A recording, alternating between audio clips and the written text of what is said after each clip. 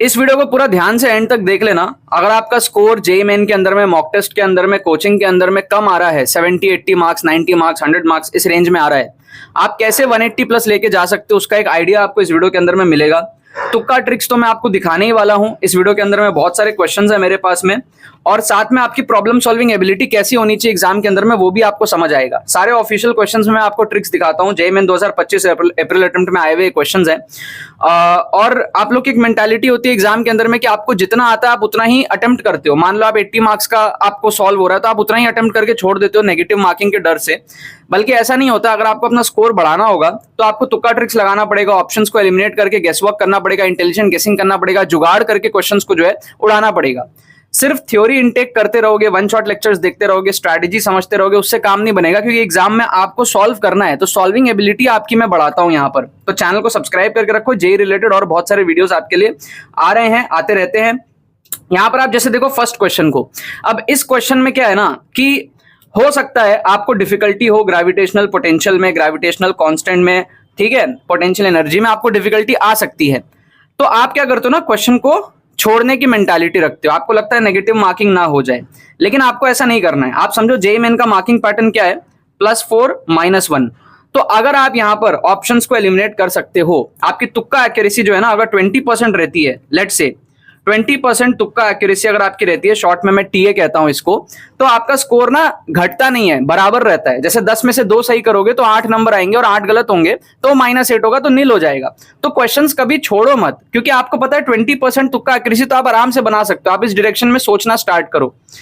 जैसे आप इस क्वेश्चन को देखोगे तो एक्सेलरेशन ड्यू टू ग्रेविटी, हमको पता है क्या है, एक्सेलरेशन है ना, ड्यू टू व्हाटएवर एक्सेलरेशन है ना, मीटर पर सेकंड स्क्वायर होगा ना, है ना, मीटर पर सेकंड स्क्वायर होगा, मतलब कि LT-2 होगा, है ना।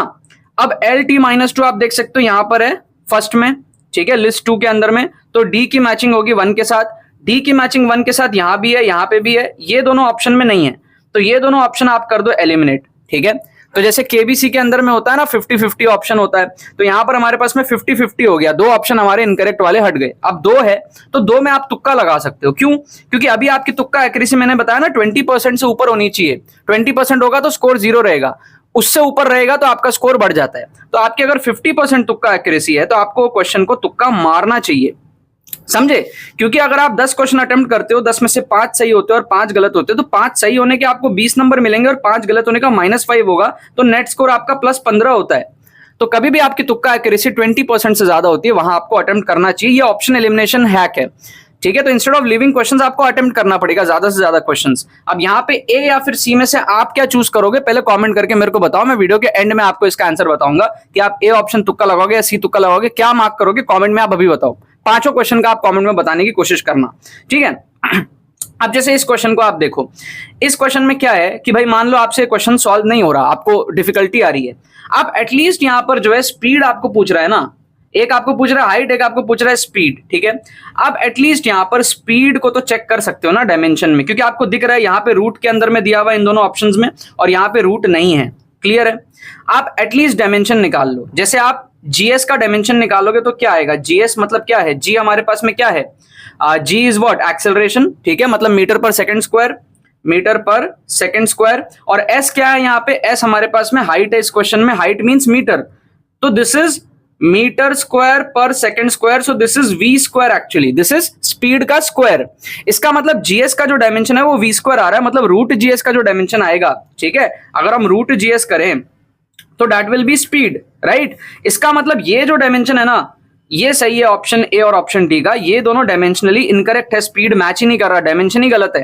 तो इसका मतलब आप इन दोनों ऑप्शन को यहां पर क्या कर सकते हो, एलिमिनेट कर सकते हो। तो अगर आपसे क्वेश्चन एग्जाम में सॉल्व नहीं हो रहा, मान लो आपने पढ़ाई अच्छे तरीके से नहीं करी, और ऐसा होगा, आप कितना भी पढ़ लो क्वेश्चंस आपके छूटेंगे एग्जाम में, तो आप यहां पर ए और डी में से अगेन तुक्का लगा सकते हो। आप देख सकते हो यहां पर 50% आपकी तुक्का एक्यूरेसी है। ऐसे आपको बहुत सारे क्वेश्चंस एग्जाम में मिलते हैं जहां पर आप एक्यूरेसी अपनी बढ़ा के फिर गेसवर्क कर सकते हो, ठीक है। कमेंट करके बताना आप ए ऑप्शन चूज करोगे या फिर डी ऑप्शन चूज करोगे। मैं वीडियो के एंड में आपको जो है इसका आंसर बताऊंगा। यहां पर आपको चूज करना है ए और सी के बीच में, यहां पर आपको चूज करना है ए और डी के बीच में, ठीक है। सो ये रहा ऑप्शन एलिमिनेशन ट्रिक्स, ठीक है। बहुत सारे ट्रिक्स होते हैं, एक ऑप्शन एलिमिनेशन यहां पर था। अब जैसे इसको आप अगर देखोगे ना, यहां पर क्या दिया हुआ है, given a charge Q, current I and ये जो भी सारी चीजें दी हुई है, आपको डायमेंशन बताना है मोमेंटम का। क्या बताना है आपको? मोमेंटम का डायमेंशन यहां पर बताना है।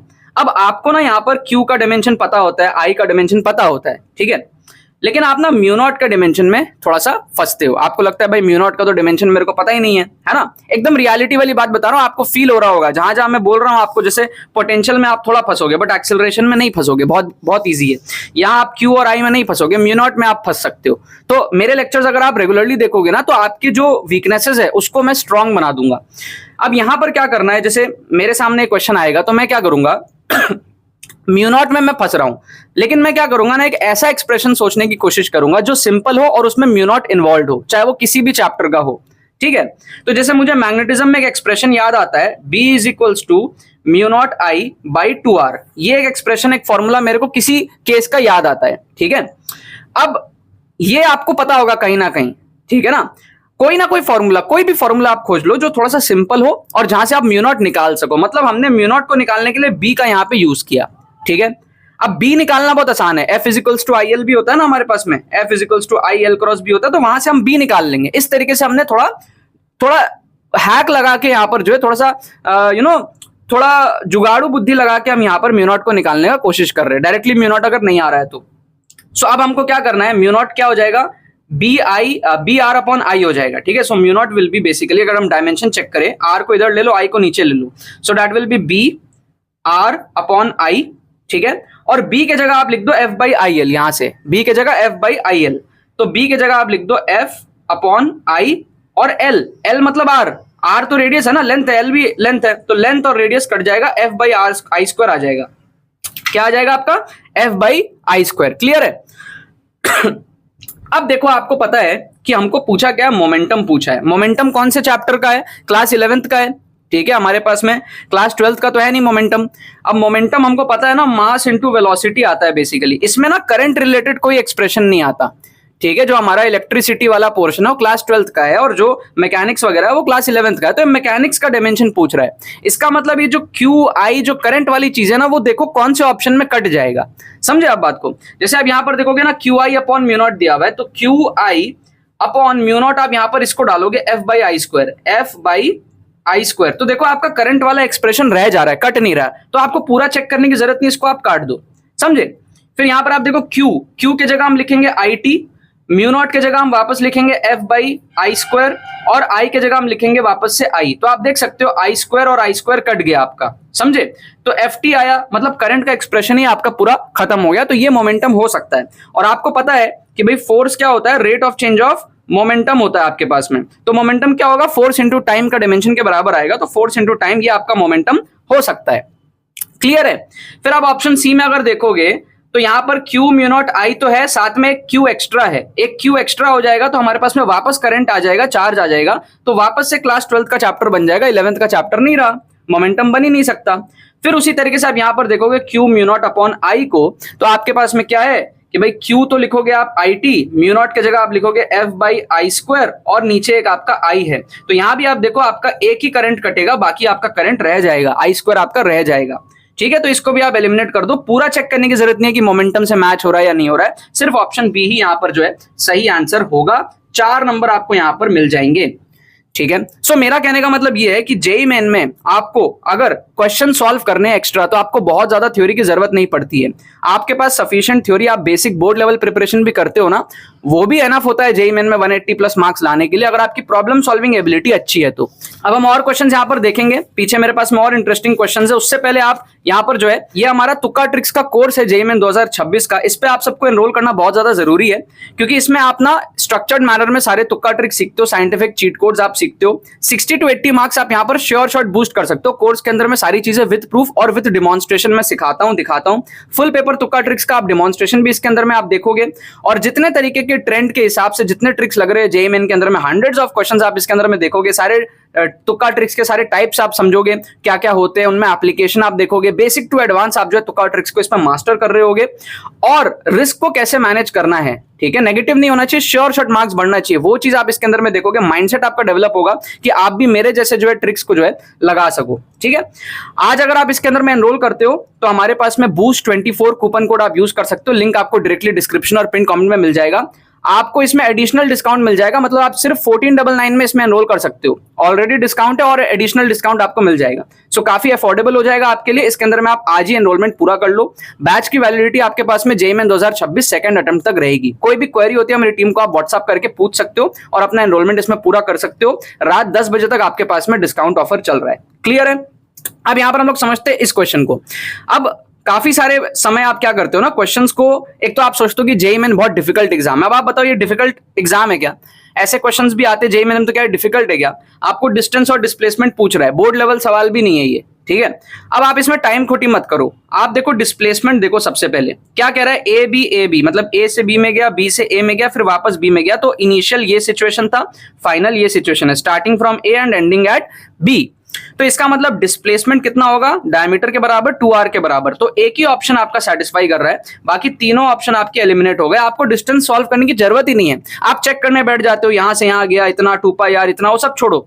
आप ये देखो एलिमिनेशन कैसे हो सकता है, फास्ट एलिमिनेशन कैसे हो सकता है, टाइम आपका सेव होता है एग्जाम के अंदर में। तो यहां पर डिस्प्लेसमेंट 2r ही पॉसिबल है।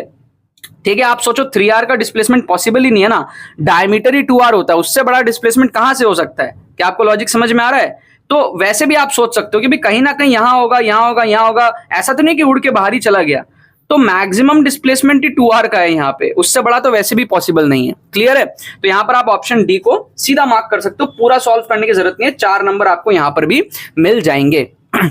राइट, सो इस तरीके से आपको जो एग्जाम में सॉल्व करना है। इजी क्वेश्चंस में आपको टाइम सेव करना है, डिफिकल्ट क्वेश्चंस में आपको तुक्का ट्रिक्स लगा के आपको हैक्स यूज करके क्वेश्चंस को सॉल्व करना, अटेम्प्ट करना, अपने स्कोर को बढ़ाने हैं।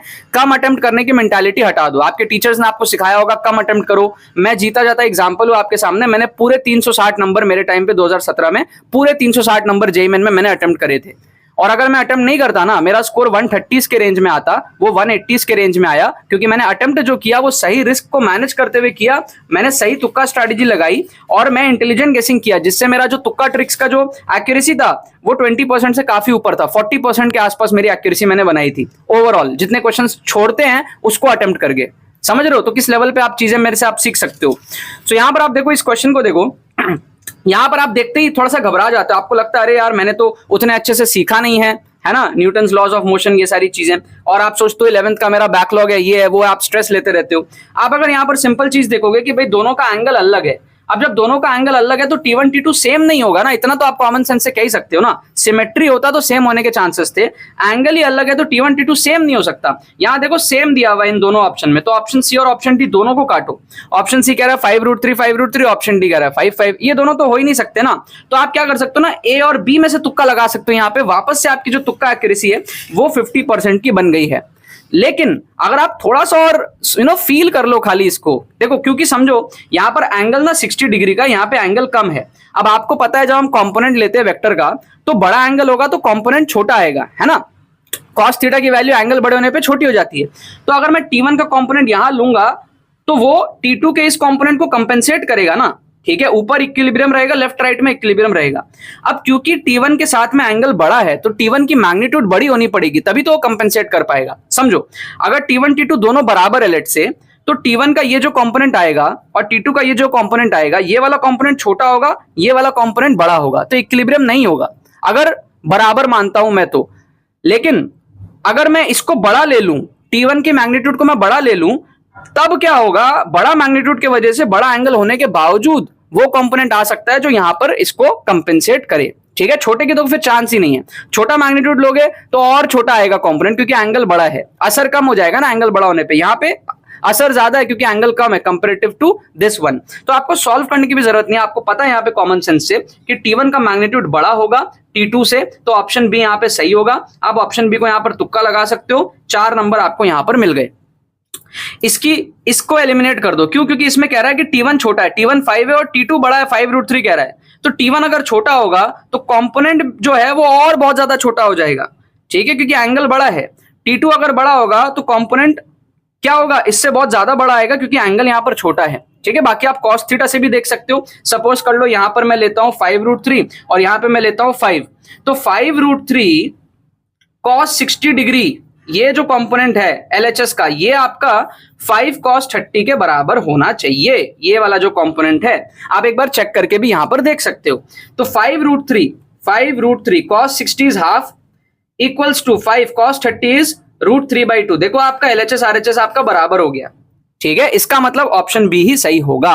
तो एक होता है एक्चुअल तरीके से क्वेश्चन सॉल्व करना, है ना, आप यहां पर जो है इक्वेशंस बना के सॉल्व करो, वो एक तरीका है। दूसरा तरीका, अगर आप उतने ज्यादा थ्योरेटिकली स्ट्रांग नहीं हो, उतने ज्यादा आपने पढ़ाई नहीं करी है, प्रॉब्लम सॉल्विंग नहीं करी, तो भी आपका एटीट्यूड ऐसा हो कि आप क्वेश्चन को सॉल्व करके आ सको।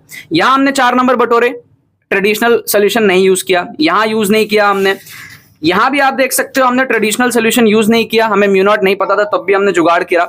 और यहां पर हमने जो है हार नहीं माना, हमने ऑप्शंस को यहां पर एलिमिनेट करके 50% एक्यूरेसी से तुक्के मारे। राइट, अब मैं आपको इसका आंसर्स बता देता हूं। हमारे पास में इसका आंसर है ए, ठीक है, ए ऑप्शन हमारे पास में इसका आंसर है, और इसका आंसर हमारे पास में है डी। ठीक है, तो अगर आपने ए मार्क किया था और डी मार्क किया था तो आपका सही हो जाएगा। अगर आपने इसमें सी मार्क किया था तो गलत होगा, -1 होगा। इसमें ए मार्क किया था तो आपका गलत हो जाएगा, -1 होगा। बट क्योंकि आपका रिस्क मैनेज है, ठीक है, +4 मिल रहा है, रिस्क और रिवॉर्ड को आपको देखते हुए जो है तुक्का यहां पर मार देना चाहिए अगर आपने ऑप्शन एलिमिनेट किया है तो।